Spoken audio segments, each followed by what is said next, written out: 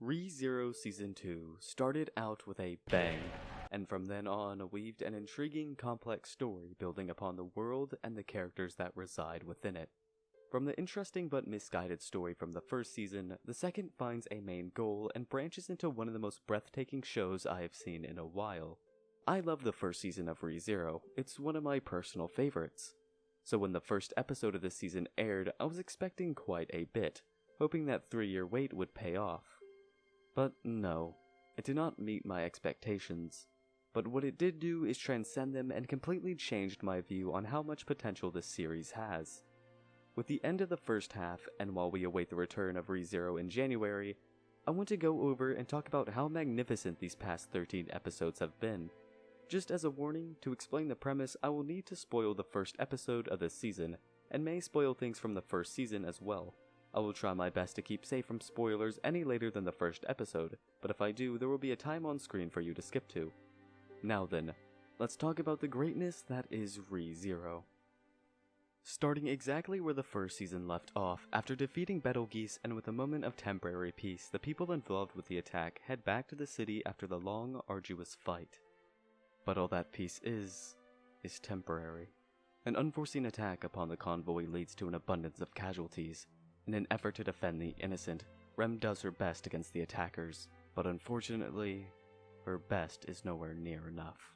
One of the attackers, the Sin Archbishop of Gluttony, slays Rem in one of the most heart-wrenching scenes. While her body and soul are intact, any memories people had of her are now non-existent. レムって誰のこと？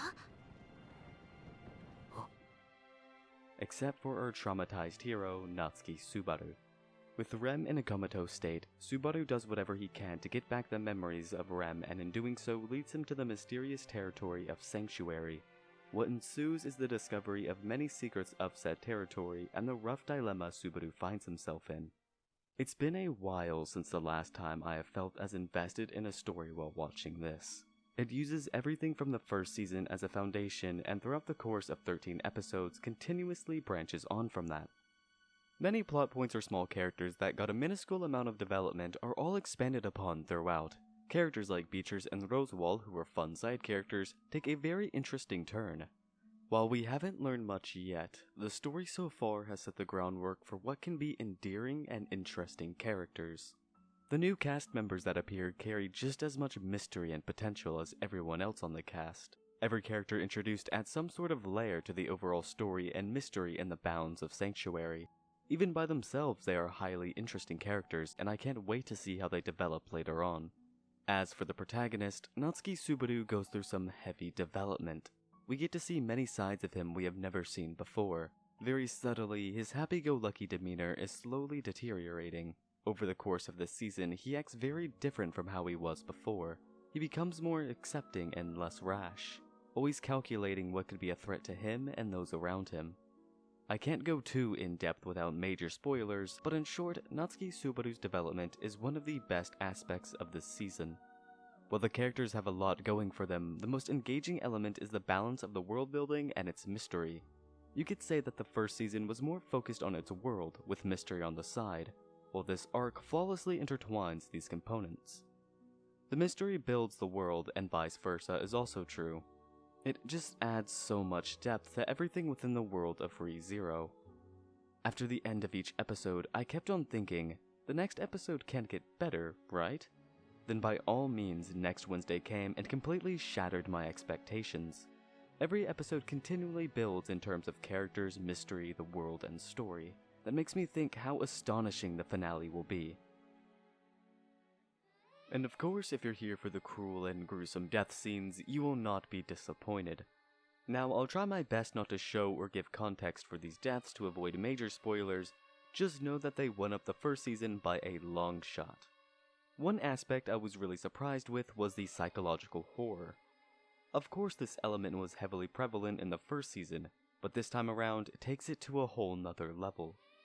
Before, these horror scenes would probably make you a bit confused and vary from mild to rare high levels of disturbedness. Now, Studio White Fox went all out to make you feel extremely disturbed with constant highs. This is due to the wonderfully directed visuals and added auditory elements to add that edge and catch you off guard. I love psychological horror, and I think ReZero handles this perfectly. So many moments had my skin crawling, not only because the scene itself was disturbing, but also the meaning and emotion in that scene as well. Just because there is horror, ReZero never tries to make that its sole purpose, and there is always some meaning within those moments. One thing I really didn't expect to love as much as I do is the opening song Realize by Konomi Suzuki.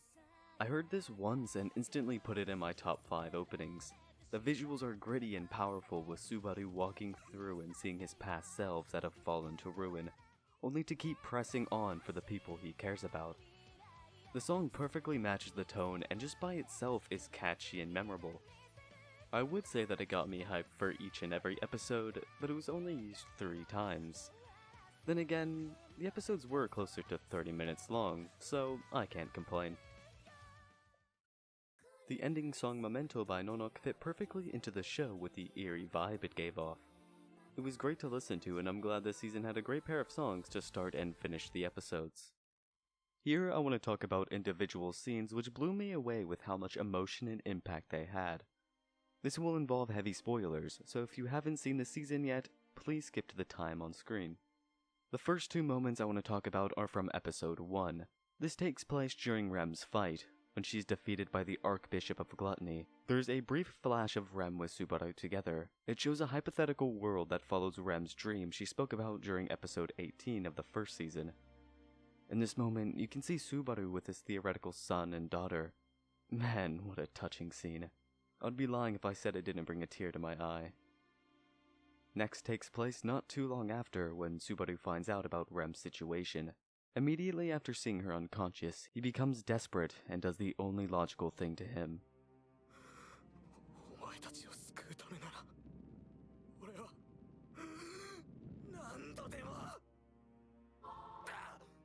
This really hurt to watch, as suicide for Subaru is always a last-ditch effort.